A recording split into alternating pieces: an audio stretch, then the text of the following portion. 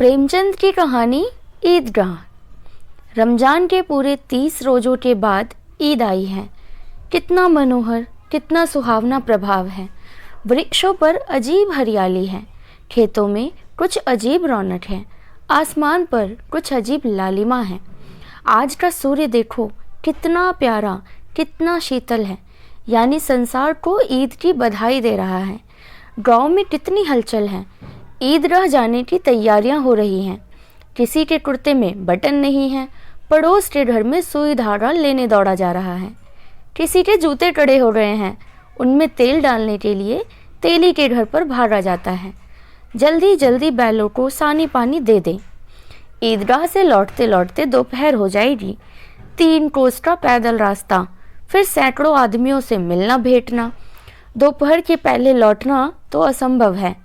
लड़के सबसे ज्यादा प्रसन्न हैं। किसी ने 1 रोजा रखा है, वह भी दोपहर तक का, किसी ने वह भी नहीं। लेकिन ईदगाह जाने की खुशी उनके हिस्से की चीज है। रोजे बड़े बूढ़ों के लिए होंगे, इनके लिए तो ईद है। रोज ईद का नाम रटते थे, आज वह आ ही गई। अब जल्दी पड़ी है कि लोग ईदगाह क्यों नहीं चलते। इन्हें गृहस्थी की चिंताओं से क्या प्रयोजन। सेवैयों के लिए दूध और शक्कर घर में है या नहीं, इनकी बला से ये तो सेवैयाँ खाएंगे। वह क्या जाने कि अब्बा जान क्यों बदहवास चौधरी कायमली के घर दौड़े जा रहे हैं। उन्हें क्या खबर कि चौधरी की आंखें बदल लें तो ये सारी ईद मुहर्रम हो जाए। उनकी अपनी जेबों में तो कुबेर खादन भरा हुआ है। बार बार जेब से अपना खजाना निकाल कर गिनते हैं और खुश होकर फिर जेबों में रख लेते हैं। महमूद गिनता है 1, 2, 10, 12। उनके पास 12 पैसे हैं। मोहन सिंह के पास 1, 2, 3, 8, 9, 15 पैसे हैं। इन्हीं अनगिनती पैसों में अनगिनती चीजें लाएंगे, खिलौने, मिठाइयाँ, बिगुल, गेंद और ना जाने क्या क्या। और सबसे ज्यादा प्रसन्न है हामिद। वह 4-5 साल का गरीब सूरत दुबला पतला लड़का, जिसका बाप गत वर्ष हैजे की भेंट हो गया और माँ ना जाने क्यों पीली होती होती एक दिन मर गई। किसी को पता क्या बीमारी है, कहती तो कौन सुनने वाला था। दिल पर जो कुछ बीतती थी वह दिल में ही सहती थी, और जब ना सहा गया तो संसार से विदा हो गई। अब हामिद अपनी बूढ़ी दादी अमीना की गोद में सोता है और उतना ही प्रसन्न है।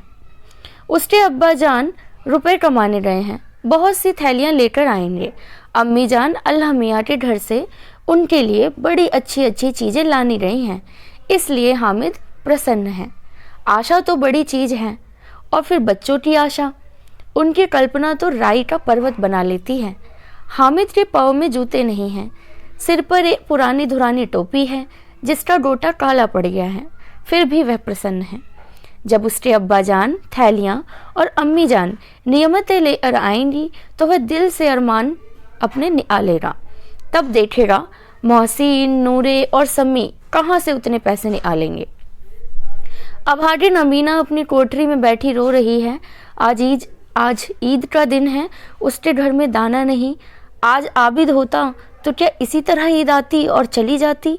इस अंधकार और निराशा में वह डूबी जा रही है। किसने बुलाया था इस निगोड़ी ईद को। इस घर में उसका काम नहीं, लेकिन हामिद, उसी किसी के मरने जीने से क्या मतलब।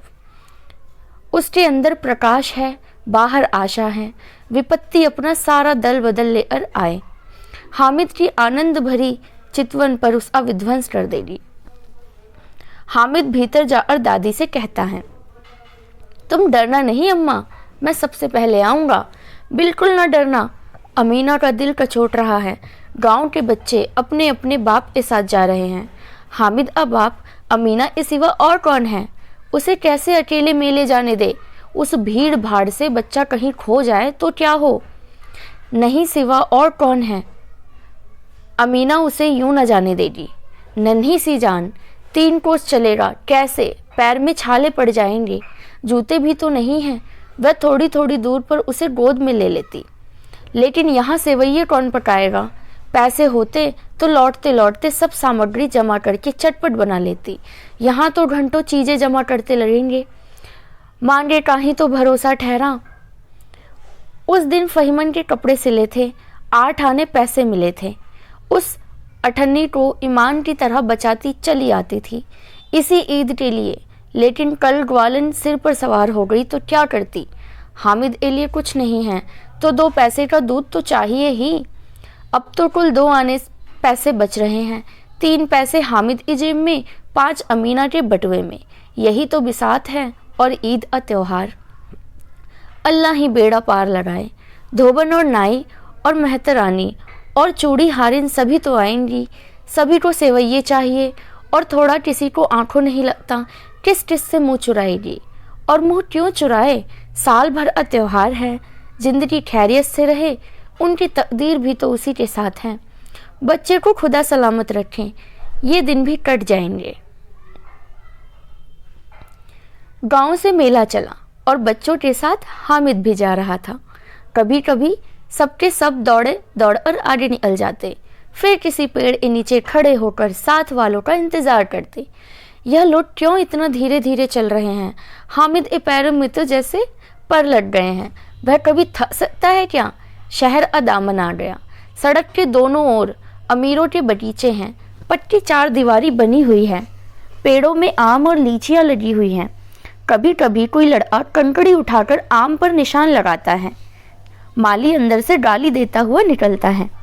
लड़के वहां से एक फलांग पर हैं, खूब हंस रहे हैं। माली को कैसा उल्लू बनाया है। बड़ी बड़ी इमारतें आने लगी। यह अदालत है, यह कॉलेज है, यह क्लब घर है। इतने बड़े कॉलेज में कितने लड़के पढ़ते होंगे। सब लड़के नहीं हैं जी, बड़े बड़े आदमी हैं। सच, उनकी बड़ी बड़ी मूछें हैं। इतने बड़े हो गए हैं, अभी तक पढ़ने जाते हैं। ना जाने कब तक पढ़ेंगे और क्या करेंगे इतना पढ़कर। हामिद ए मदरसे में तो 2-3 बड़े बड़े लड़के हैं, बिल्कुल 3 कौड़ी के। रोज मार खाते हैं, काम से जी चुराने वाले। इस जगह भी उसी तरह के लोग होंगे और क्या। क्लब घर में जादू होता है, सुना है। यहाँ मुर्दों की खोपड़ियाँ दौड़ती हैं और बड़े बड़े तमाशे होते हैं, पर किसी को अंदर जाने नहीं देते। और वहाँ शाम को साहब लोग खेलते हैं, बड़े बड़े आदमी खेलते हैं, मूंछों दाढ़ी वाले, और मैमें भी खेलती हैं। सच, हमारी अम्मा को यह दे दो, क्या नाम है, बैट, तो उसे पकड़ ही ना सके, घुमाते ही लुढ़क जाए। महमूद ने कहा। हमारी अम्मा जान का तो हाथ कांपने लगे, अल्लाह कसम। मोहसिन बोले, चलो मनो आटा पीस डालती हैं, जरा सा बैट पकड़ लेंगी तो हाथ कांपने लगेंगे। सैकड़ों घड़े पानी रोज निकालती हैं, 5 घड़े तो तेरी भैंस पी जाती है। किसी मैम को 1 घड़ा पानी भरना पड़े तो आंखों तक अंधेरी आ जाए। महमूद, लेकिन दौड़ती तो नहीं, उछल कूद तो नहीं सकती। मोहसिन, हाँ उछल कूद तो नहीं सकती, लेकिन उस दिन मेरी ये गाय खुल गई थी और चौधरी के खेत में जा पड़ी थी। अम्मा इतना तेज दौड़ी कि मैं उन्हें पा न सका। सच। आगे चले हलवाइयों की दुकानें शुरू हो गई। आज खूब सजी हुई थी। इतनी मिठाइयाँ कौन खाता। देखो ना, एक एक दुकान पर मनो होंगी। सुना है रात को जिन्नात आकर खरीद ले जाते हैं। अब्बा कहते थे कि आधी रात को एक आदमी हर दुकान पर जाता है और जितना माल बचा होता है वह तुलवा कर लेता है, और सचमुच कि रुपए भी देता है, बिल्कुल ऐसे ही रुपए। हामिद को यकीन ना आया, ऐसे रुपए जिन्नात को कहाँ से मिल पाएंगे। मोहसिन ने कहा, जिन्नात को रुपए की क्या कमी, जिस खजाने में चाहे ले जाए। लोहे के दरवाजे तक उन्हें ठोकरो जवाहरात दे दिए, अभी यहीं बैठे हैं, 5 मिनट में कलकत्ता पहुंच जाए। हामिद ने फिर पूछा, जिन्नात बहुत बड़े बड़े होते हैं। मोहसिन, एक सिर आसमान के बराबर होता है जी। जमीन पर खड़ा हो जाए तो उसका सिर आसमान को जा लगे, मगर चाहे तो एक लोटे में भी घुस जाए। हामिद, लोग उन्हें कैसे खुश करते होंगे। कोई मुझे ये मंत्र बता दो तो एक जिनको मैं भी खुश कर लूं। मोहसिन, अब यह तो नहीं जानता, लेकिन चौधरी साहब के काबू में बहुत सारे जिन्नात हैं। कोई चीज चोरी हो जाए, चौधरी साहब उसका पता लगा देंगे और चोर का नाम भी बता देंगे। जुमराती का बछवा उस दिन खो गया था। 3 दिन हैरान हुए, कहीं न मिला। तब झक मार और चौधरी के पास गए। चौधरी ने तुरंत बता दिया, मवेशी खाने में है और वहीं मिला। जिन्नात आकर उन्हें सारे जहान की खबर दे जाते हैं। अब उसकी समझ में आ गया कि चौधरी के पास क्यों इतना धन है और क्यों इतना सारा सम्मान है। आगे चले, एक पुलिस लाइन है, यही सब कांस्टेबल कवायद करते हैं, रैटन फायर को रात को बेचारे घूम घूम कर पहरा देते हैं, नहीं तो चोरियां हो जाएं। मोहसिन ने प्रतिवाद किया, यह कांस्टेबल पहरा देते हैं, तभी तुम बहुत जानते हो अजी हजरत, यह चोरी करते हैं। शहर के जितने भी चोर डाकू हैं सब इनके मोहल्ले में कांस्टेबल हैं। 12 रुपए महीना पाते हैं, लेकिन 50 रुपए घर भेजते हैं। अल्लाह कसम, मैंने एक बार पूछा था कि मामू आप इतने रुपए कहाँ से पाते हो? हंसकर कहने लगे, बेटा अल्लाह देता है। फिर आप ही बोले, हम लोग चाहें तो एक दिन में लाखों मार लाएं, हम तो इतना ही लेते हैं जिसमें अपनी बदनामी ना हो और नौकरी न चली जाए। हामिद ने पूछा, ये लोग चोरी करवाते हैं तो कोई इन्हें पकड़ता नहीं? मोहसिन उसकी नादानी पर दया दिखाकर बोला, अरे पागल, इन्हें कौन पकड़ेगा? पकड़ने वाले तो ये लोग खुद ही हैं इनका, लेकिन अल्लाह इन्हें सजा भी खूब देता है। हराम का माल हराम में जाता है। थोड़े ही दिन हुए मामू के घर में आग लग गई, सारी लेई पूंजी जल गई, एक बर्तन तक ना बचा। कई दिन पेड़ के नीचे सोए, अल्लाह कसम पेड़ के नीचे। फिर जाके कहीं से 100 कर्ज लाए तो बर्तन भाड़े से आए। हामिद, 100 तो 50 से भी ज्यादा होता है। कहाँ 50, कहाँ 100। 50 एक थैली भर होता है तो 100 2 थैलियों में भी ना आए। अब बस्ती टहनी होने लगी, ईदगाह जाने वालों की टोलियां नजर आने लगी। एक से बढ़कर एक भड़कीले वस्त्र पहने हुए, कोई इक्के दुक्के तांगे पर सवार, कोई मोटर पर। सभी इत्र में बसे, सभी के दिलों में उमंग। ग्रामीणों का यह छोटा सा दल अपनी विपन्नता से बेखबर, संतोष और धैर्य से मगन चला जा रहा था। बच्चों के लिए नगर की सभी चीजें अनोखी थी, जिस चीज को देखते देखते ही रह जाते और पीछे से आने की हॉर्न की आवाजों को भी ना चेतते। हामिद तो मोटर के नीचे जाते जाते बचा। सहसा ईदगाह पर नजर आई। ऊपर इमली के घने वृक्षों की छाया है, नीचे पक्का फर्श है जिस पर जाजम बिछा हुआ है और रोजेदारों की पंक्तियों में एक के पीछे एक न जाने कहाँ तक वो चली रही है। पट्टी जगत के नीचे तक का जहाँ जाजम भी नहीं है। नए आने वाले आकर पीछे की कतार में खड़े हो जाते हैं, आगे जगह नहीं है। यहाँ कोई धन और पद नहीं देखता, इस्लाम की निगाह में सब बराबर है। इन ग्रामीणों ने भी वजू किया है और पिछली पंक्ति में खड़े हैं। कितना सुंदर संचालन है, कितनी सुंदर व्यवस्था। लाखों सिर एक साथ सजदे में झुक जाते हैं, फिर सबके सब एक साथ खड़े हो जाते हैं, एक साथ झुकते हैं और एक साथ खड़े हो जाते हैं, एक साथ खड़े हो जाते हैं और एक साथ ही झुकते हैं। और कई बार यही क्रिया होती है, जैसे बिजली की लाखों बत्तियां एक साथ प्रदीप्त हों और एक साथ बुझ जाएं, और यही क्रम चलता रहे। कितना अपूर्व दृश्य था, जिसकी सामूहिक क्रियाएं, विस्तार और अनंतता हृदय को श्रद्धा, गर्व और आत्मानंद से भर देती थी। मानव भ्रातृत्व का एक सूत्र इन समस्त आत्माओं में एक लड़ी में पिरोए हुए हैं। नमाज खत्म हो गई, लोग आपस में गले मिल रहे हैं। तब मिठाई और खिलौने की दुकान पर धावा होता है। ग्रामीणों को यह दल इस विषय में बालकों से कम उत्साही नहीं है। यह देखो हिंडोला है, 1 पैसा देकर चढ़ जाओ। कभी आसमान पर जाते हुए मालूम होगे तो कभी जमीन पर गिरते हुए। यह चरखी है, लकड़ी के हाथी, घोड़े, ऊंट छड़ों में लटकते हुए हैं।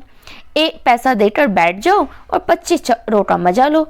महमूद और मोहसिन और नूरे और सम्मी इन घोड़ों और ऊँटों पर बैठते हैं। हामिद दूर खड़ा है, 3 ही पैसे तो हैं उसके पास। अपने कोष का 1/3 जरा सा चक्कर खाने के लिए नहीं दे सकता। सब चरखियों से उतरते हैं, अब खिलौने लेंगे। उधर दुकानों की कतार लगी हुई है, तरह तरह के खिलौने हैं। सिपाही और गुजरिया, राज और वटी, भिश्ती और धोबिन और साधु, वह कितने सुंदर खिलौने हैं, अब बोला ही चाहते हैं। महमूद सिपाही लेता है, खाकी वर्दी और लाल पगड़ी वाला, कंधे पर बंदूक रखे हुए। मालूम होता है अभी कवायद किए चले जा रहा है। मोहसिन को भिश्ती पसंद आता है, कमर झुकी हुई है, ऊपर मशक हुए हैं और मशक का मुंह एक हाथ से पकड़े हुए हैं। कितना प्रसन्न है, शायद कोई गीत गा रहा है, बस मशक से पानी अड़ेला ही चाहता है। नूरे को वकील से प्रेम है, कैसी विद्वत्ता की उसके मुख पर काला चोंगा, नीचे सफ़ेद अचकन, अचकन के सामने की जेब में घड़ी, सुनहरी जंजीर, एक हाथ में कानून का पोथा लिए हुए। मालूम होता है अभी किसी अदालत से जिरह कर या बहस किए चले आ रहा है। यह सब 2-2 पैसे के खिलौने हैं। हामिद के पास कुल 3 पैसे हैं। इतने महंगे खिलौने वह कैसे ले? खिलौना कहीं हाथ से टूट पड़े तो चूर चूर हो जाए, जरा पानी पड़े तो सारा रंग घुल जाए। ऐसे खिलौने लेकर वह क्या करेगा, किस काम के? मोहसिन कहता है, मेरा भिश्ती रोज पानी दे जाएगा सांझ सवेरे। महमूद कहता है, और मेरा सिपाही घर पर पहरा देगा, कोई चोर आएगा तो फौरन बंदूक से उसको फायर कर देगा। नूरे कहती है, और मेरा वकील खुद मुकदमा लड़ेगा। सम्मी, और मेरी धोबिन रोज कपड़ा धोएगी। हामिद खिलौनों की निंदा करता है। मिट्टी के ही तो हैं, गिरे तो चकनाचूर हो जाएं। लेकिन ललचाई हुई आंखों से खिलौनों को देख रहा है और चाहता है कि जरा देर के लिए उन्हें हाथ में ले सके।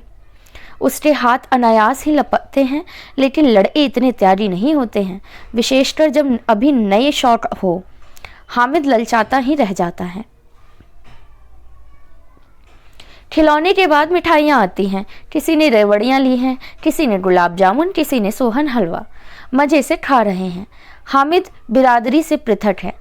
अभागे के पास 3 पैसे हैं। क्यों नहीं कुछ लेकर खाता? ललचाई आंखों से सबको देखता है। मोहसिन कहता है, हामिद रेवड़ी ले जा, कितनी खुशबूदार है। हामिद को संदेह हुआ कि ये केवल क्रूर विनोद है। मोहसिन इतना उदार नहीं, लेकिन यह जानकर भी वह उसके पास जाता है। मोहसिन के दोने से रेवड़ी निकालकर हामिद की ओर बढ़ाता है। हामिद हाथ फैलाता है। मोहसिन रेवड़ी अपने मुंह में रख लेता है। महमूद, नूरे और सम्मी खूब तालियां बजा बजा कर हंसते हैं। हामिद ठिसिया जाता है।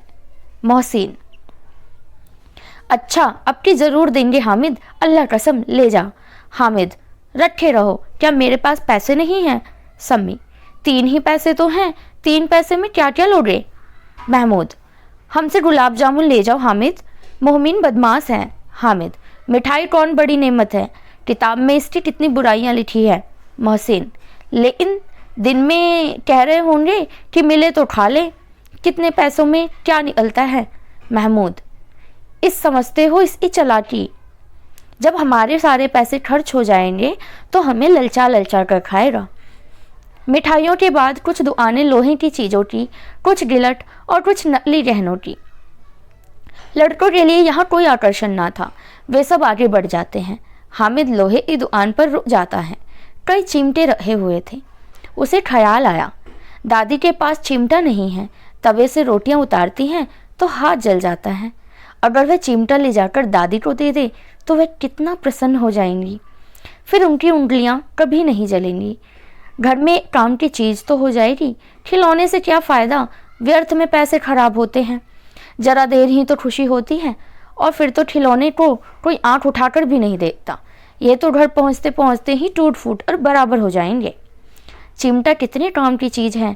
रोटियां तवे से उतार लो, चूल्हे में सेक लो। कोई आग मांगने आए तो चटपट चूल्हे से आग निकाल कर उसे दे दो। अम्मा बेचारी को कहाँ फुर्सत है कि बाजार आए, और इतने पैसे ही कहाँ मिलते हैं कि रोज हाथ जला लेती हैं। हामिद के साथी आगे बढ़ गए हैं। सबील पर सबके शरबत पी रहे हैं। देखो सब कितने लालची हैं, इतनी मिठाइयाँ ली, मुझे किसी ने एक भी ना दी। उस पर कहते हैं कि मेरे साथ खेलो, मेरा यह काम करो।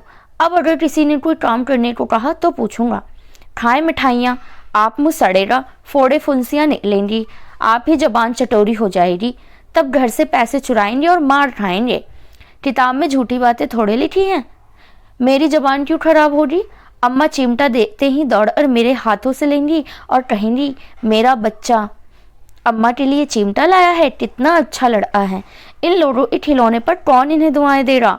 बड़ों की दुआएं सीधे अल्लाह के दरबार में पहुंचती हैं और तुरंत सुनी जाती हैं। मैं भी इनसे मिजाज क्यों सहूं? मैं गरीब सही, किसी से कुछ मांगने तो नहीं जाता। आखिर अब्बा जान कभी ना कभी तो आएंगे, अम्मा भी आएंगी ही। फिर इन लोगों से पूछूंगा कितने खिलौने लोगे। एक एक को टोकरियाँ खिलौने दूं और दिखा दूं कि दोस्तों के साथ इस तरह का सलूट किया जाता है। ये नहीं कि एक पैसे की रेवड़ियाँ लें तो चिढ़ा चिढ़ा कर खाने लगे। सबके सब हंसेंगे कि हामिद ने चिमटा लिया है। हंसे मेरी बला से। उसने दुकानदार से पूछा, यह चिमटा कितने का है? दुकानदार ने उसकी ओर देखा और कोई आदमी साथ ना देखकर कहा, तुम्हारे काम का नहीं है जी, बिकाऊ है कि नहीं? बिकाऊ क्यों नहीं है और यहाँ क्यों लाए हैं? तो बताते क्यों नहीं कितने पैसे का है? 6 पैसे लगेंगे। हामिद अदिल बैठ गया। ठीक ठीक, 5 पैसे लगेंगे, लेना है तो लो, नहीं तो चलते बनो। हामिद ने कलेजा मजबूत करके कहा, 3 पैसे लोगे? ये कहता हुआ वह आगे बढ़ गया कि दुकानदार की घुड़ियाँ ना सुने, लेकिन दुकानदार ने घुड़ियाँ नहीं दी, बुलाकर चिमटा दे दिया। हामिद ने उसे इस तरह कंधे पर रखा मानो बंदूक है और शान से अकड़ता हुआ सदियों के पास आया। जरा सुने सबके सब क्या क्या आलोचनाएं करते हैं। मोहसिन ने हंसकर कहा, यह चिमटा क्यों लाया पगले, इससे क्या करेगा? हामिद ने चिमटे को जमीन पर पटक कर कहा, जरा अपनी भिश्ती जमीन पर गिरा दो, सारी पसलियां चूर चूर हो जाएं बच्चा से। महमूद बोला, तो ये चिमटा कोई खिलौना है? हामिद, खिलौना क्यों नहीं है, अभी कंधे पर रखा तो बंदूक हो गई, हाथ में लिया फटीरो चिमटा हो गया। चाहूँ तो इससे मैं जीरे का काम भी ले सकता हूँ। एक चिमटा जमा दूँ तो तुम लोगों के सारे खिलौनों की जान निकल जाएगी।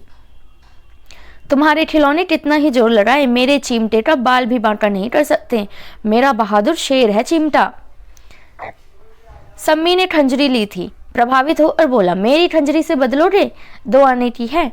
हामिद ने खंजरी की ओर उपेक्षा से देखा, मेरा चिमटा चाहे तो तुम्हारी खंजरी का पेट फाड़ डाले। बस एक चमड़े की झिल्ली लगा दी, ढप ढप बोलने लगी, जरा सा पानी लग जाए तो खत्म हो जाए। मेरा बहादुर चिमटा आग में, पानी में, आंधी में, तूफान में बराबर डटा खड़ा रहेगा। चिमटे ने सभी को मोहित कर लिया। अब पैसे किसके पास धरे हैं, फिर मेले से दूर निकल रहे हैं। 9 टपके से चिमटे ने सभी 9 टपके बज गए हैं। धूप तेज हो रही है, घर पहुंचने की जल्दी हो रही है। बाप से जिद भी करे तो चिमटा नहीं मिल सकता। हामिद है बड़ा चालाक, इसलिए बदमाश ने अपने पैसे बचा रखे थे।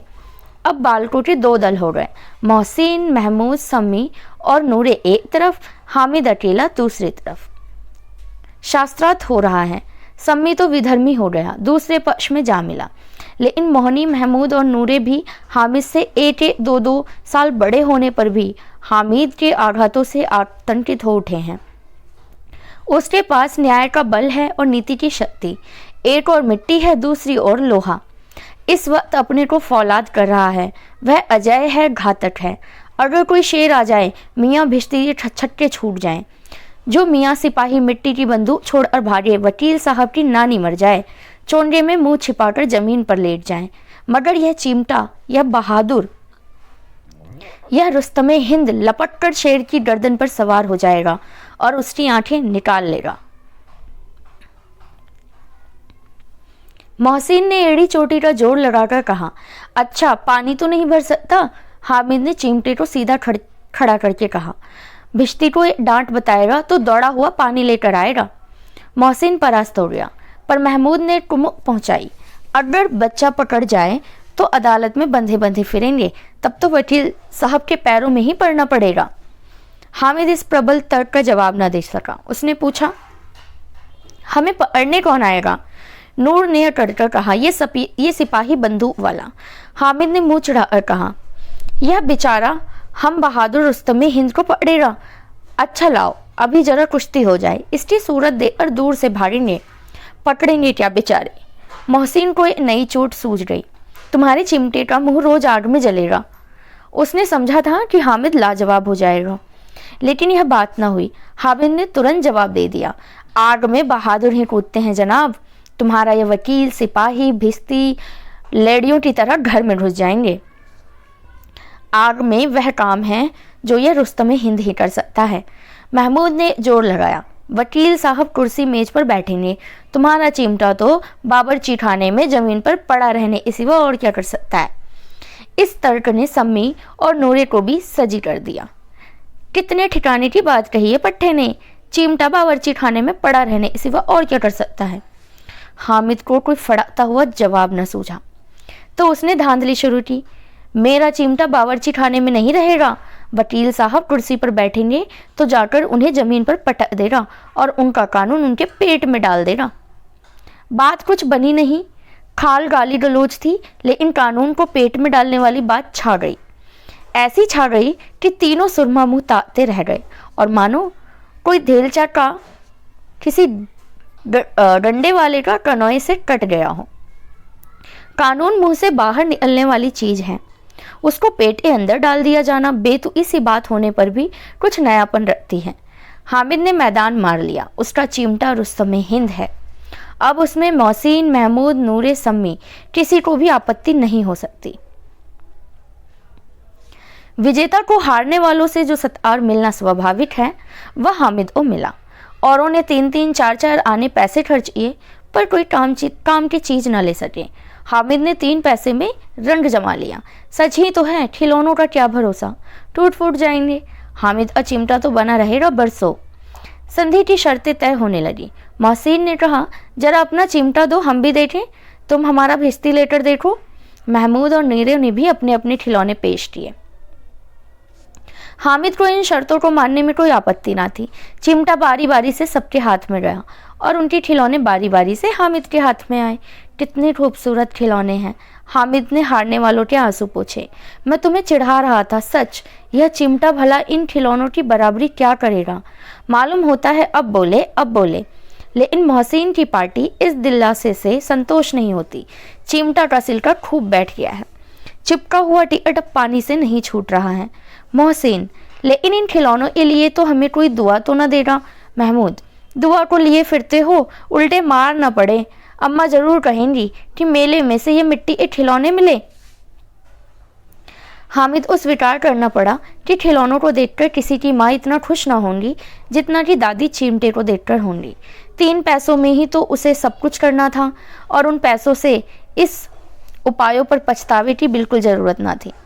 फिर अब तो चिमटा रुस्तमे हिंद है और सभी खिलौनों का बादशाह भी। रास्ते में महमूद को भूख लगी। उसके बाप ने केले खाने को दिए। महनून ने केवल हामिद को साझी बनाया। उसके अन्य मित्र मुंह ताकते रह गए। यह उस चिमटे का ही प्रसाद था। 11 बजे गांव में हलचल मच गई। मेले वाले आ गए। मोहसिन की छोटी बहन दौड़ और भिश्ती उसके हाथ से छीन लिया और मारे खुशी के जा उछली तो मियाँ भिश्ती नीचे आ रहे हैं और सुरलो सिधारे। इस पर भाई बहन में मारपीट हुई। दोनों खूब रोए। उसकी अम्मा यह शोर सुनकर बिगड़ी और दोनों को ऊपर ले जाकर 2-2 चांटे लगाए। मियाँ नूरे वकील का अंत उनके प्रतिष्ठावान कुलून इससे ज्यादा गौरवमय हुआ। वकील जमीन पर यह ताक कर हो नहीं बैठ सकता।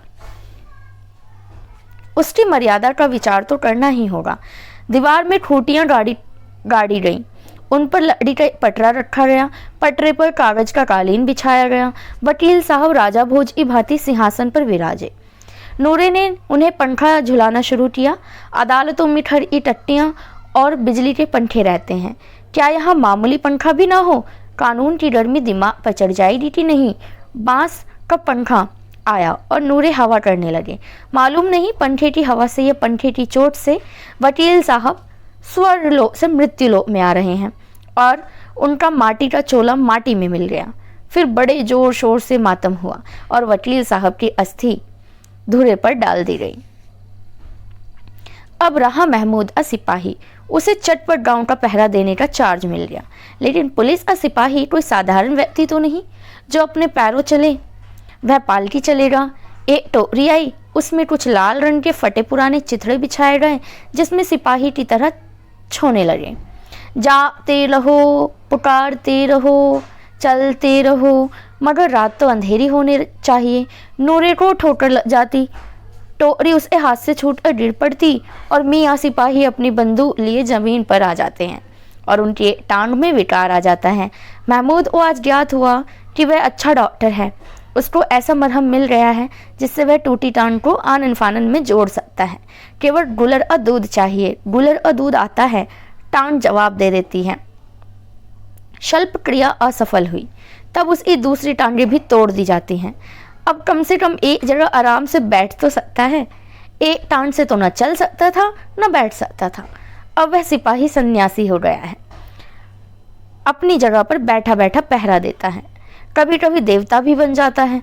उसके सिर झालरदार साफा खुरच दिया गया है। अब उसका जितना रूपांतर चाहो कर सकते हो। कभी कभी तो उससे बाट का काम भी लिया जाता है। अब मियाँ हामिद का हाल सुनिए। अमीना उसकी आवाज़ सुनते ही दौड़ी आई और उसे गोद में उठाकर प्यार करने लगी। सहसा उसके हाथ में चिमटा देखकर चौंकी। यह चिमटा कहाँ था? मैंने मोल लिया है। क्या पैसे में? 3 पैसे दिए। अमीना ने छाती पीट ली। यह कैसा बेसमझ लड़का है कि दोपहर हुआ, कुछ खाया न पिया, लाया क्या? चिमटा। सारे मेले में तुझे और कोई चीज़ न मिली जो ये लोहे का चिमटा उठा लाया? हामिद ने अपराधी भाव से कहा, तुम्हारी उंगलियां तवे से जल जाती थी, इसीलिए मैंने इसे लिया। बुढ़िया का क्रोध तुरंत स्नेह में बदल गया। और स्नेह भी वह नहीं जो प्रगल्भ होता है और अपनी सारी शब्दों में बिखेर देता है। यह मूक स्नेह था, खूब ठोस, रस और स्वाद से भरा हुआ। बच्चे में कितना व्याग, कितना स्वभाव, सद्भाव और कितना विवेक है। दूसरों को खिलौने लेते और मिठाई खाते देखकर इसका मन कितना ललचाया होगा। इतना जब्त इससे कैसे हुआ? वहाँ भी इसे अपनी बुढ़िया दादी की याद बनी रही। अमीना का मन गदगद हो गया और एक बड़ी ही विचित्र बात हुई। हामिद इस चिमटे से भी विचित्र। बच्चे हामिद ने बूढ़े हामिद का पार्ट खेला था। बुढ़िया अमीना बालिया अमीना बन गई। वह रोने लगी। दामन फैलाकर हामिद को दुआएं देती जाती और आंसू की बड़ी बड़ी बूंदें गिराती जाती। हामिद इसका रहस्य क्या समझता?